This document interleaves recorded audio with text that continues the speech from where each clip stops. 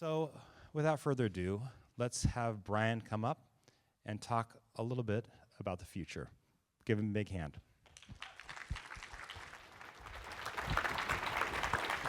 Thank you. Thank you, and good morning, everybody. This is why I love coming to Portland. So I am from Portland. My joke is I have a house in Portland, Oregon. I actually live on an airplane.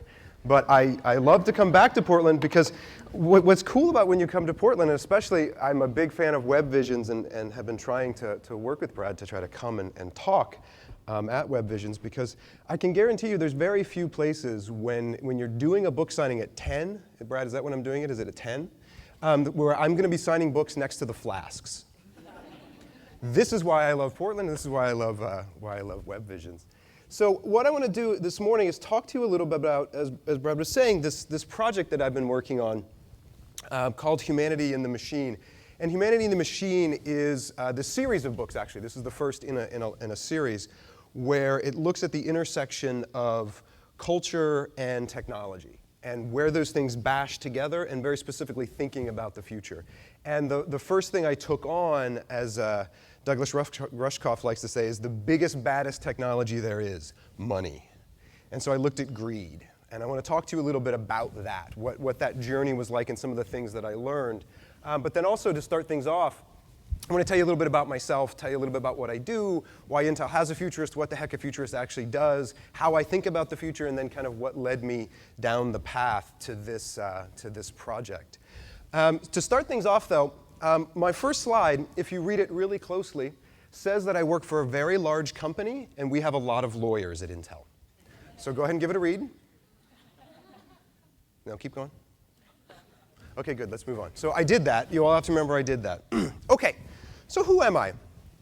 As Brad said, I'm Brian David Johnson. I'm Intel's futurist. It's my job to look 10 to 15 years out and model how people will act and interact with technology. Essentially, I model what it will feel like to be a human and live 10 to 15 years in the future.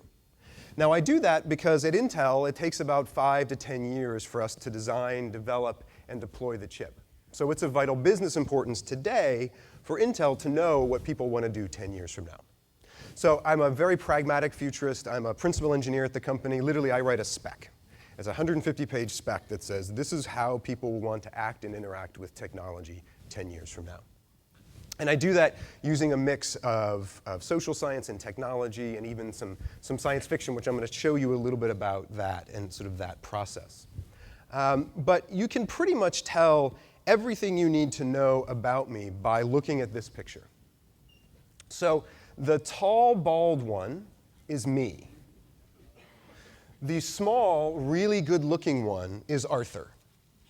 I labeled them so you wouldn't get us mixed up. So Arthur was one of the first robots ever created at the University of Essex Robotics Lab.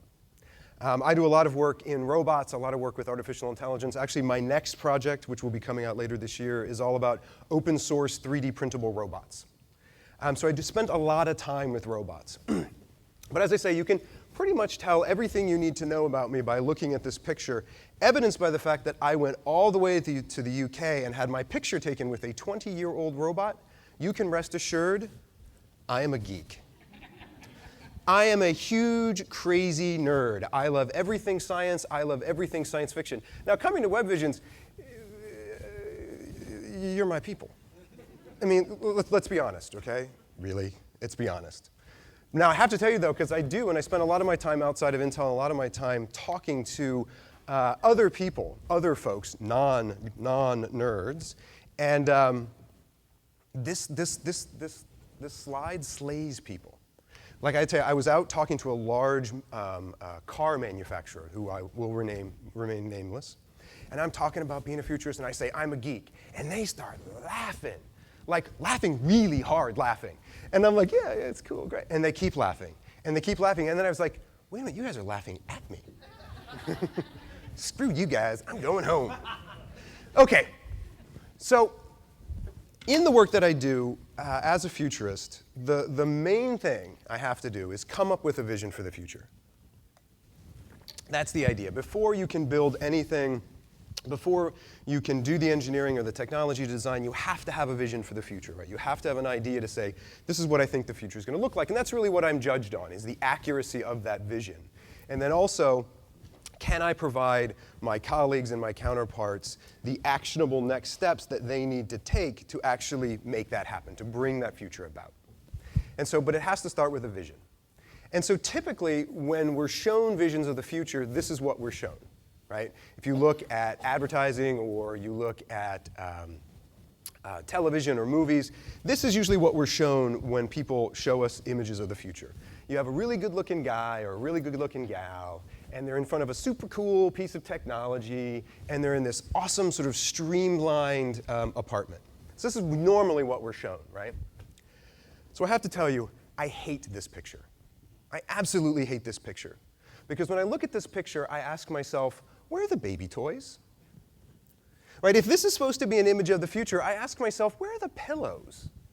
Where are the family photos? Right? Where's the stuff that makes us human, the things that surround us? That's the wonderful thing about people, is that we're complicated and we're complex. We have different cultures and different beliefs, we have different tastes, and it's that complexity that makes us really interesting. Right? That's what actually has set us apart from people. And so when I look at this, if we're really doing the serious business of envisioning the future, and I look at this, I find it at best intellectually dishonest. And at worst, I find it insulting. I find it insulting to the complexity and absolute awesomeness of humanity. Now, I can say I hate this picture because this picture comes from Intel. Do we have any Intel people in the room? Oh, shoot. These are not the droids you're looking for. There we go. Don't tell anybody. So on my next slide, I actually have a picture of what the future is actually going to look like. I know it's early. I know you said you didn't go to the pub crawl. By the way, I don't believe you. This is Portland, for heaven's sakes. I'm going to show you what the future is going to look like. Who wants to see it? Oh, you're all so polite. That dude in the back waved at me. I got to tell you, though, so as I said, I spent a lot of time out on the road. I spent a lot of time kind of talking to people about the future, and I spent a lot of time at schools. And I was out on the East Coast, and I was speaking to about 600 undergraduate engineering students, AKA the hardest audience on earth. Like the hardest audience to talk to, 600 engineering students. And so I'm there, and I'm talking about the future, and I should bring this up, and I'm like, okay, who wants to see what the future is actually going to look like? And it's completely silent, except for one kid way in the back who goes, sure. I'm like, really? I come all the way out here, I'm talking about the future, I'm going to show it to you, and I get, sure. Okay, here we go. Hold on to something. Literally, this is where your life changes. Today, mark it, like right now. Get on Twitter. My life is about to change. I'm going to see the future. Hold on to the person next to you. Nice, thank you. Bam! That's right. Sit in it. Now, I can tell you when you look at this. Now, of course, this comes from a piece of social science that we've done in my lab. Now, by the way, there's more technology in this picture than there is in the previous picture. She has a connected laptop, a connected smartphone, a connected TV, even a connected picture frame. So pound for pound, there is more future in this than there is in the previous. But the reason why I like this is because it's full of stuff, right? It's full of things that make her real and make her human and puts her in a place. This is actually from the UK. She's got stuff on her chest of drawers. The drawer is open. She's in her bare feet. Right? So as we start to imagine the future, I want to imagine futures that are designed for people, for real people, that embrace the complexity of people. Because this is the type of future that I want to live in. I don't want to live in a future that looks like this, because this looks like prison. I also have another question. Do we have any science fiction fans in the audience? Just a few? Come on. It's okay. You're among friends. Why in all science fiction stories in the future, especially the dystopian ones, why is everybody bald? Good for me. Good for some other fellas in here. But for the rest of you, I would kind of get worried about that. Anyway, just something I've noticed. I want to live in this future because this future is comfortable. This future is built for people. She literally even has a pillow here that says, chill out. So this is the type of future that I design for when I'm sort of thinking about the future. So how do we go about doing that? How do I get to that point? And I use a process called Futurecasting. So Futurecasting, if you remember nothing else about my talk today, please remember that I don't make predictions. I'm a funny futurist in that way because I refuse to make predictions. If somebody makes a prediction, they're typically trying to sell you something. And what I tell people and what I tell the folks in my lab is we don't want to be thought of the people who were right. Right? You see this all the time. People go, I said this and this thing happened, so I'm a genius, buy my book. Or I said this and this thing happened, so hire me to do this thing. I think it's my job to get it right, to be able to design and envision technologies that fit brilliantly into people's lives and embrace their lives and make their lives better. So invariably during the book signing, some joker is going to come up to me and ask me what Intel stock price is going to be. I don't know. I also know, unfortunately, I wish I did know, who's going to win with the Blazers. Go Blazers. I don't know. Come on, Blazers. What Futurecasting does is it is a process that gets us to an actionable vision for the future. It says this is what it'll feel like to be a human and live in the future. And it uses a mix of all these different inputs, which I'm going to show you really quickly, and we'll kind of get through the boring stuff really quick. But ultimately, it gets us to a future that's built for people and one that we can actually build. And so how we actually do it really quick. This is like, by the way, if you want to be a futurist or you want to steal my job, get your cameras out. Because this is the one slide, this is what I do in one slide. Get ready. So how do we get from 2014 to 2024? Also, I'm a professor. I hate that. I'm all of a sudden going to like start sounding like Mr. Professor. OK, how do we get from 2014 to 2024? Well, the first step is social science. So we have ethnographers and anthropologists in our lab who I work with who go out and study people. They don't study markets. They don't study demographics. They don't study countries. They study actual human beings. And actual human beings who live in actual families and live in actual communities, who actually shop and fall in love and communicate and work. And they understand that all over the world. And then we take that and we say, OK, what is going to be possible in 10 years? How do we take all the technical research, all the technical work that we do and say, OK, if this is what's going to be possible, how will we use all of that technology to make the lives of these people better? How can we do that? And then from there, we start looking at the trends. And this is sort of the math of the future. This is the economics to say, OK, if we have an idea of what the technology is going to be able to do and we have an idea of what people are going to want to do, what will the world look like? What would it feel like to live in the world 10 years from now? And then we start kind of getting this idea, and then we say, well, OK, let's hit the road. And inside of Intel, we call it the ecosystem. But really, this is data with an opinion. I go out, I hit the road, I start talking to people. In my lab, they call it future hunting, that Brian's gone future hunting, that I'm going out looking for instances of the future that are happening today and then talking to people. That's why I spend most of my time outside of Intel, and a lot of it outside of the US, talking to people and say, this is where we see things going based upon the social, technical, and economic trends. This is where we see things going. Where do you see things going? And I usually seek out people who disagree. I try to find people who really, really think that the other person is an idiot. And they like to fight with each other. Because it's usually in that conflict is where you find the truth, right? If everybody agrees with each other, it's a great dinner party, but you don't actually get much done. So I sort of seek out that conflict and try to find out. And then for all you science fiction fans out there, and you soon-to-be science fiction fans out there, I also use a little bit of science fiction. I actually use science fiction based on science fact as a way to prototype these futures. So I take all of this information, and we write stories. Because a really good story is about people. A really good science fiction story based upon this research, still about people.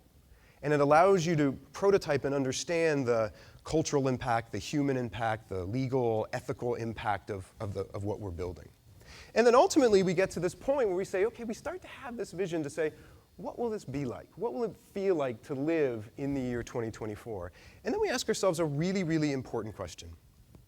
We ask, what is the future that you want, and what is the future that you want to avoid? Because futurecasting and the work that I do as a futurist, it embraces the fact that the future is built every day by the actions of people. The future isn't an accident. It doesn't just happen. That it's built by the actions of people and by companies and by communities and by schools, that people actually build the future. And so you can say, well, we roughly see things moving in this direction, so what's the future we want and what's the future we want to avoid?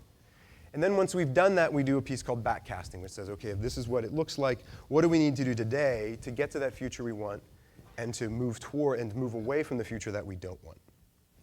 And so that's pretty much kind of my orientation. It's something I've been doing now for almost 20 years. I've been at Intel for 12 years, and we've been kind of using this process. And it's sort of this very iterative process where we add to it. And I'm basically spending most of my time now trying to prove myself wrong, trying to find the flaws in this so that we can get it right and continue to move forward. One of the things that completely changed my outlook on that previous slide is on this slide.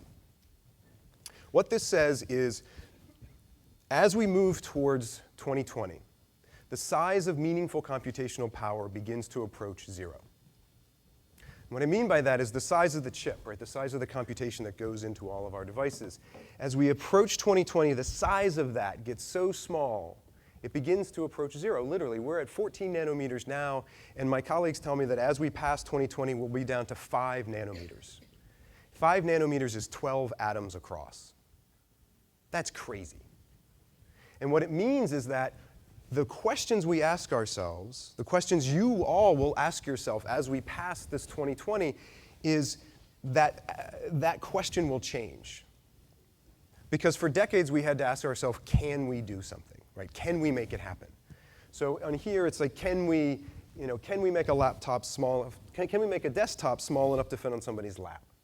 Can we make a laptop small enough to fit into somebody's pocket or their pocketbook? Can we do it? But when you have the size of meaningful computational power approaching zero, we can turn anything into a computer, right? We could turn this podium into a computer. We could turn my jacket into a computer. We could even turn my body into a computer. So it's not can we do it, but what? What do we want to do? And probably more importantly, why? Why do we want to do it? Now, I'll tell you 2 things about this slide as well. This is a geek test, by the way, because I like to throw these in every now and again. When I said to you, the size of meaningful computational power approaches zero, if you got goosebumps, you're a geek, just so you know. If you didn't get goosebumps, that's cool. You're going to have a great life. You're going to have a great social life. You may actually see the sun every now and again. I don't, as you can tell. The other thing that I love about this is, I haven't had I've used this for a while, but what I love about this slide, can you see that the woman in 1960s got a bouffant hairdo? And you've got the guy in the 1970s, he's got bell bottoms on? Can anybody guess who it is in the year 2010? Thus proving that this group here, far smarter than I am. Because it took me months to figure that out. I literally was on stage in front of like 1,000 futurists, and I looked up and I'm like, look, that's Steve Jobs. So I called the graphics team, and I'm like, did you know that that's Steve Jobs? And they went, yeah, I know. It took you like a month to figure it out. And then they did the thing that they love to do. They went futurist, and they hung up.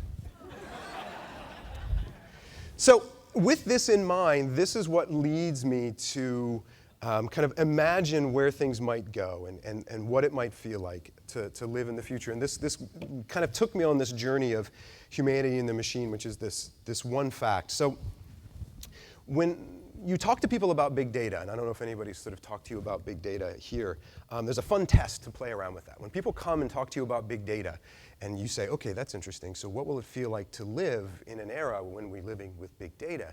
Tell me about big data, and they'll tell you that it's big. And you say, cool, okay, so what else can you tell me about it? And they'll say, there's a lot of it. And you say, okay, and most people don't really get their head around what does it actually mean to live in this time, right?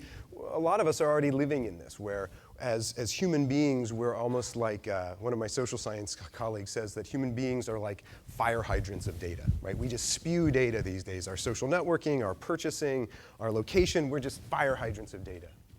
And this data, especially as we look 10 to 15 years out, starts to go up into the cloud, and it starts to take on a secret life.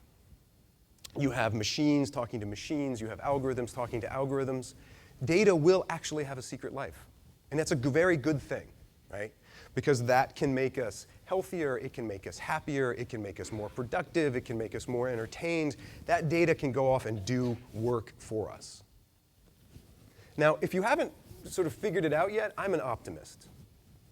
Right? I think the future is built every day by the actions of people, so we should all go out there and build an awesome future. We should not all go out there and build a future that sucks. Like, let's build an awesome future. And it turns out, as a futurist, making the declaration that I'm an optimist was one of the most radical things I could have ever done. Because it turns out people love their futurists to be pessimistic. Like, you would like me a lot more if I told you everything was going to hell on Monday. Don't know why. Seems kind of weird to me. So for me, as I thought about this secret life of data, and I think we're working through the implications of that right now, I mean, especially with the revelations of what's been going on with corporations and governments, we're starting to understand that we have a second self, and that second self lives online. And that second self may not be exactly who we are in the physical world, but that second self is real.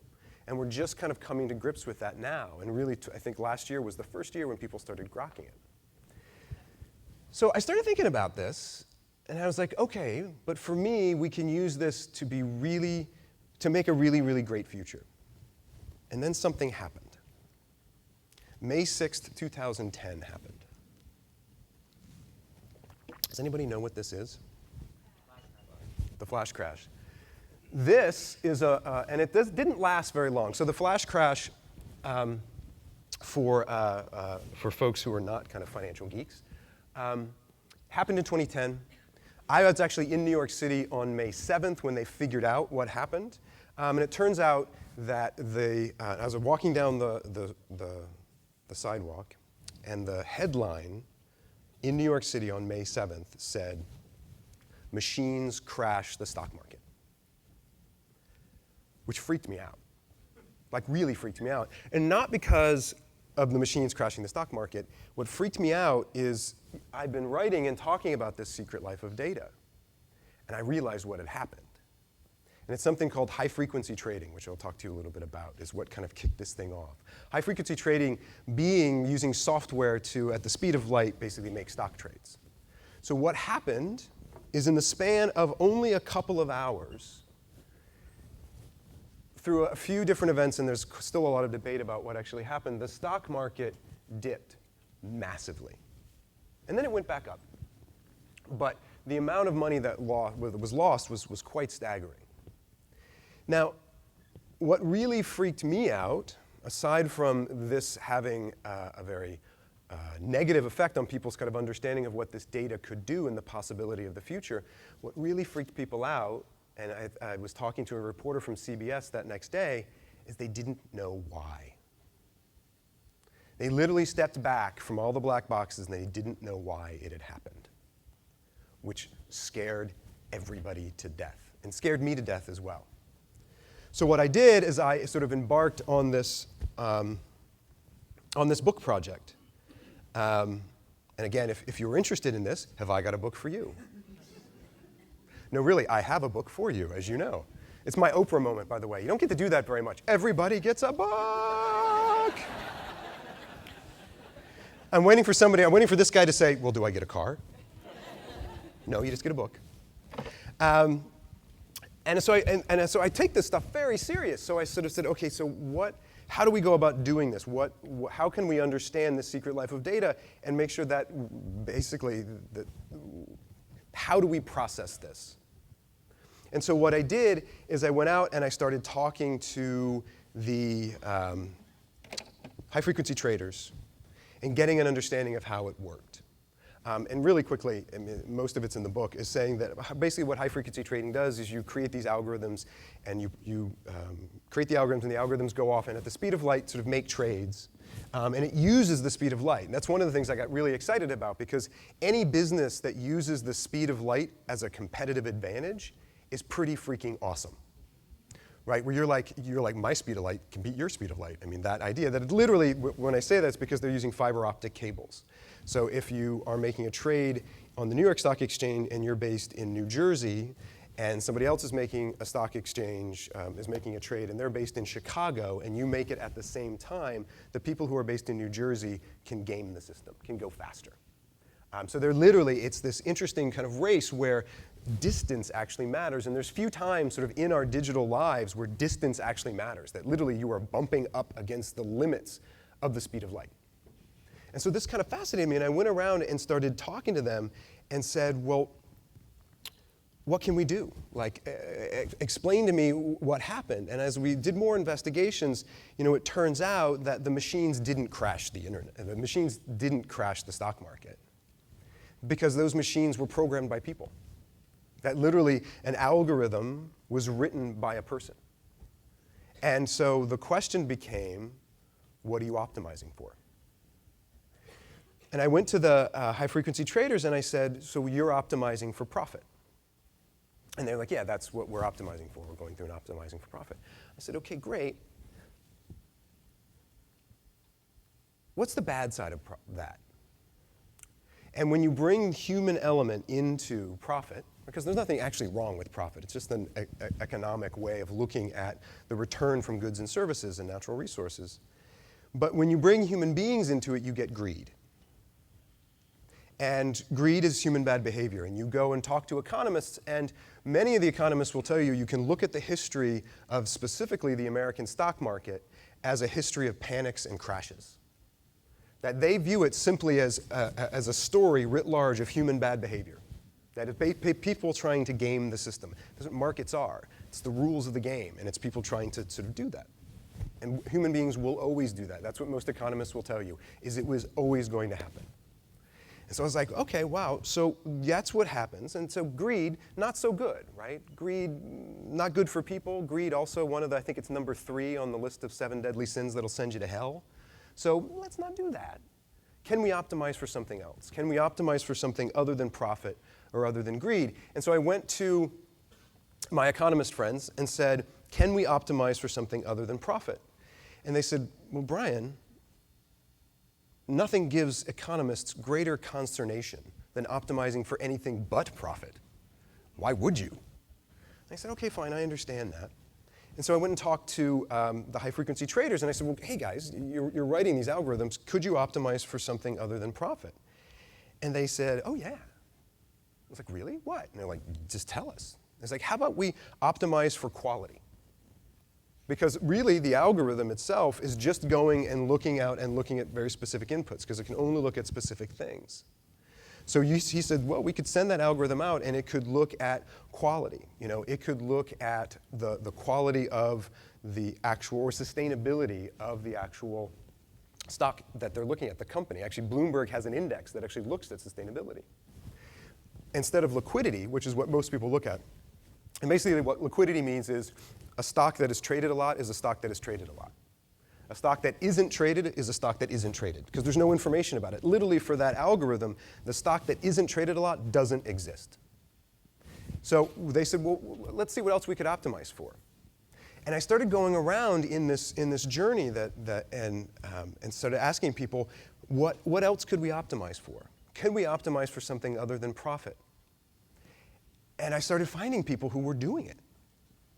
I found people who were doing peer-to-peer lending, right? People who sort of lend money back and forth, usually using the internet, right? And they were using peer-to-peer lending, and I asked them, I sat down and I said, well, why are you doing this? What are you optimizing for? And they said, oh, we're optimizing for the American dream. I was like, what? Like, yeah, the whole reason why we're here is we're here to lend money to people who banks not only won't lend money to, but can't. That the economics of the way of these banks are set up, they actually can't lend money to these people, and we want to lend money to those people so that they can get the American dream, so they can get out of debt, so that they can start to build some savings, so they can start to buy a house and send their kids to school and actually have that American dream. And then it was like a man on a mission. I was literally like going all over the world talking to people like, what else could we optimize for? And I met somebody locally, and I think she's here. Is Crystal here? Where are you, Crystal? There she is, Crystal Beasley. And so, yeah, no, Crystal's awesome. By the way, Crystal is a heat-seeking missile for good. Also, she'll tell you, never have a drink with me, because you'll probably end up in a book. Because I was talking to her about what she was working on, and she had this idea, and she was like, well, we were talking about venture capital, and she was telling me how she just thinks the whole thing is broken, that you can start looking at, the notion of the way the venture capital works is they place a lot of bets, and then they churn the people out, right? And a lot of people, and the story that Crystal had told me is she had seen people destroyed by this system. Brilliant people, right? If you're an entrepreneur, you're an entrepreneur.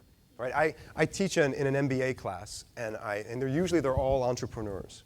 And what I tell them, they've come to sort of learn from Intel's Futurist, and I said, okay, so you want to be an entrepreneur? And they say, yeah, we want to be an entrepreneur. I say, great, don't do it. And they look at me. I'm like, no, be a dentist.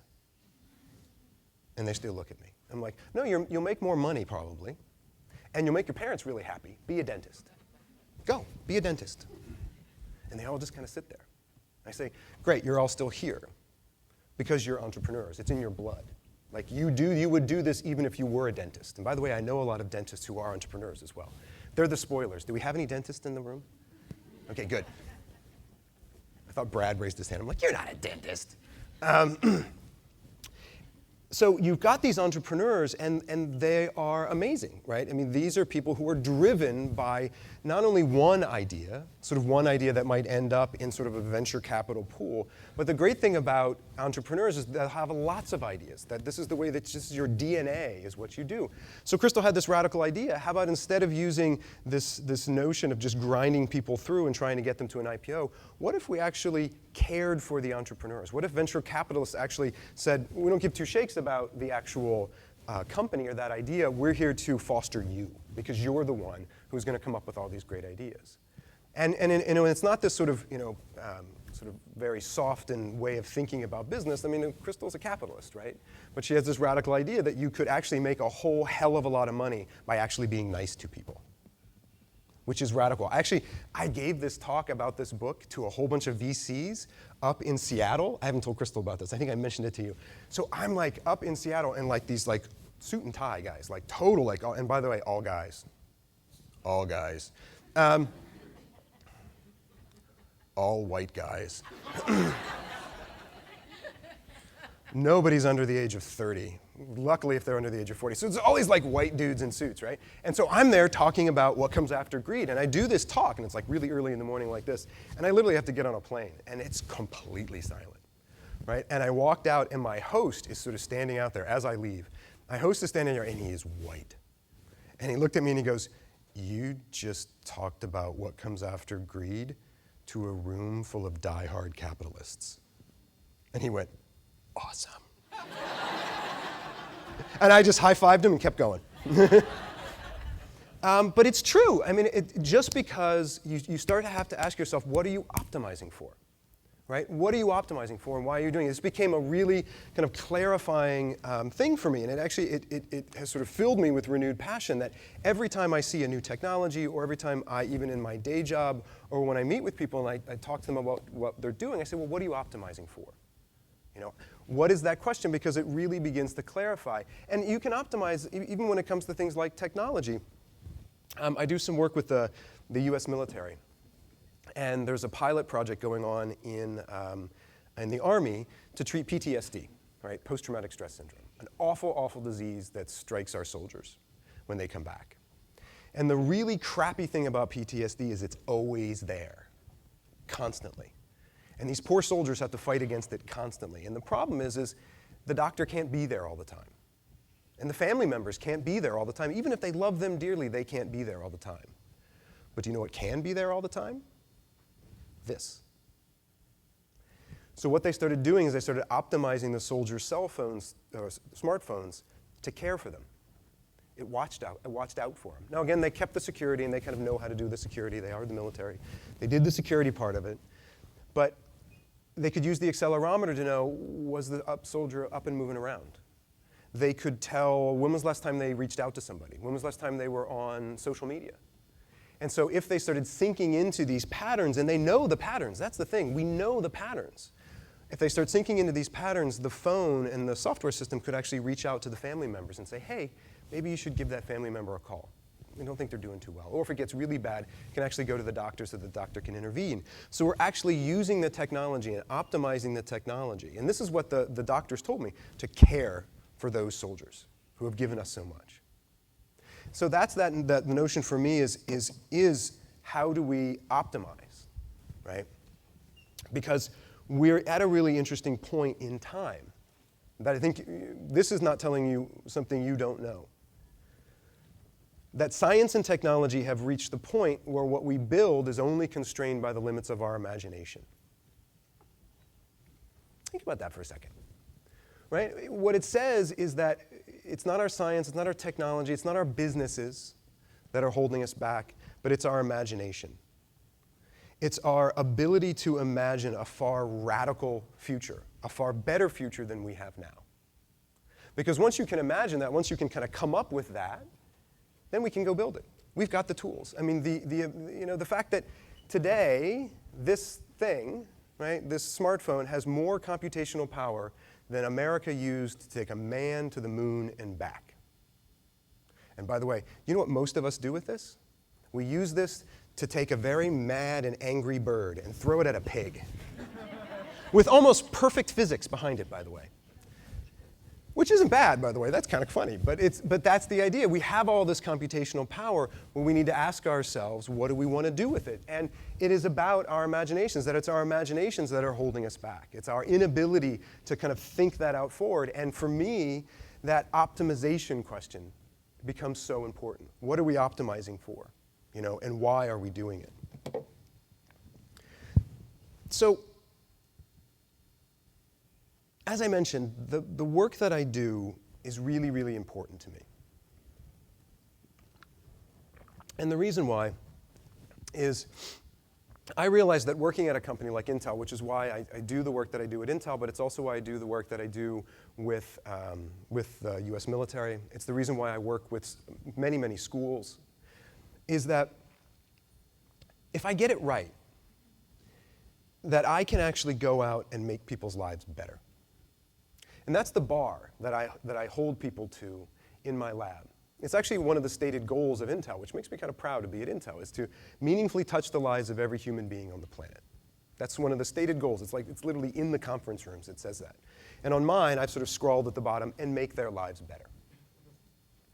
Because we can do that, right? We can use all of this technology to make people healthier, to make them more productive, to make them more sustainable, to entertain them more.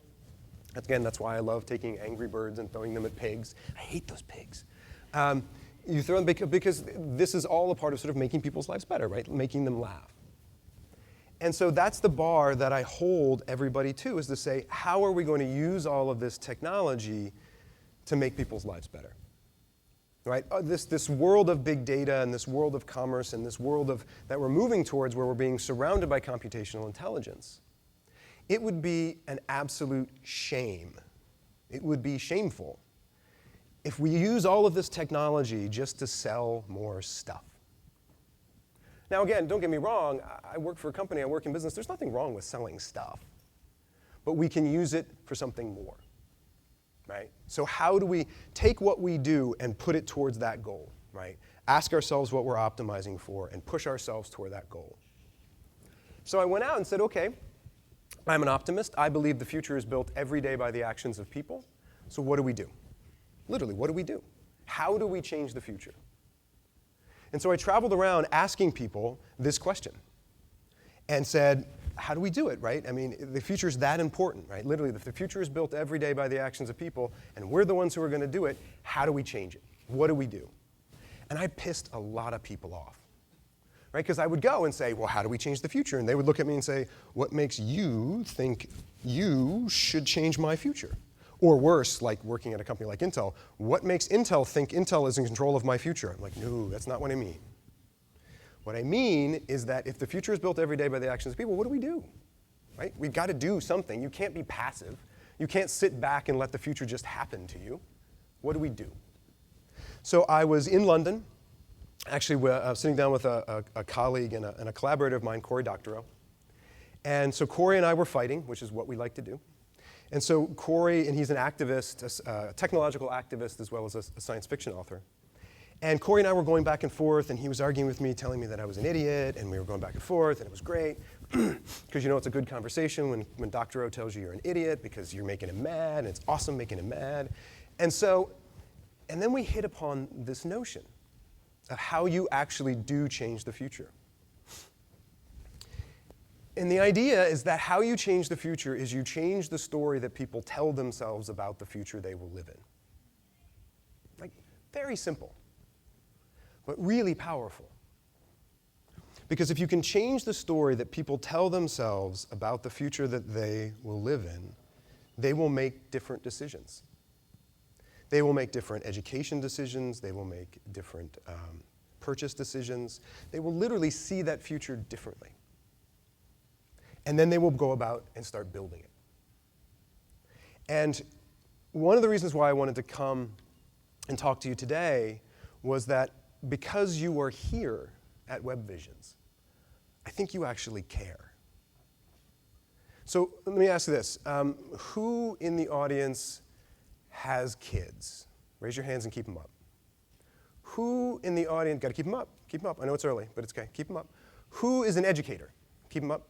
Keep them all up. Keep them all up. Who actually knows somebody under the age of 13? Who is sitting next to somebody with their hand up? Poor thing, she's like, oh, come on. If your hand was up, you care. And I could go on, right? Do you live in a community? Do you have a family? Do you have a religion? Do you have beliefs? Do you know a cool bar, right? You care. That's why you got up in the morning and you came and you sat here. You cared. So, I'm going to challenge you. What is your vision for the future? Right? How you change the story that people tell themselves is by, number one, having a vision, having an opinion, caring. Right? Saying, this is what really excites me about the future. I think this future is going to be awesome. By the way, this future scares the hell out of me, and I don't want this future. But to have an opinion, and then go out there and talk to people about it.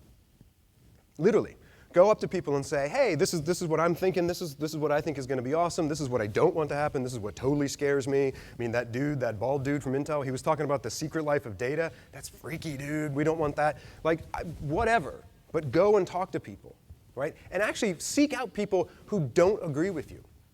That's one of the things that I've found is that, when I go and talk to people, I tell them the future involves everybody. The future involves people you don't agree with. The future also involves people you don't like. And that's okay. That's the complexity of that's sort of the human complexity. That's what makes us awesome. So I ask people to go out and have that conversation and say, this is what I want and this is what I want to avoid. What do you want? And in that conversation is how you change that story. That's how you do it. Person to person, group by group, company to company is actually how you make that change, is by you actually going and doing it. And I would ask you to do two very, very specific things when you do that. Number one is ask yourself, in what you're doing with your business, in what you're doing with your community, ask yourself the question, what are you optimizing for? What is it, and why are you doing it? And number two, my humble ask would be, how are you using all of the intellectual force behind the work that you do, all of the technology, all of the support you have in your community and your friends, how are you using that to make people's lives better? Because if we can do that, right, we can still do good business, right? We can make awesome products, we can make awesome designs, we can make really amazing things. But if we hold ourselves accountable, if we actually try to make the lives of people better, we can do so much more. We can actually build that awesome future. So my last slide has a little bit of a story. As I was coming up through industry, I was a speechwriter. I wrote speeches for my executives. This was before I was at Intel. And every presentation that I wrote for this one executive, I had to include a picture of dogs playing poker. I was very young. I wanted this job, so I did not question him. I said, yes, sir. And I went, and in every single presentation that I did for him, I include a picture of dogs playing poker. You know the picture, right? It's got the bulldog, and the bulldog's got the little card in his toe. I know this picture really well. So if there was like a TV, I'd like put it on the TV. If there was like a picture frame on the wall, I'd put it on the wall. I got really good at it. And then time went on, and we were parting ways. I was moving on to a different company. He was actually going to a different country. And I finally got up the guts to ask him. I said, so sir, why did we have to include a picture of dogs playing poker in every single presentation? And he smiled at me and said, Brian, people love pictures of dogs playing poker. Why wouldn't you include pictures of dogs playing poker in every single presentation that you give? And he was right. So I've taken on that tradition. But in every single presentation I show, I don't include a picture of dogs playing poker. What I do include is a picture of animals using technology. The longer you look at this, the more freaked out you're going to get. Last week, I was actually at this huge Future of Retail conference. I actually do a lot of work in retail. I've spent the last 10 years of my life in a mall. And I was there, and it was this huge conference, right, and all these people with retail. And what I didn't know is there was this huge coalition from Petco that had come. And I showed this, because I literally show it in every single presentation. If any of you have seen me present, you know I do. And the marketing manager stood up and said, it's our next market.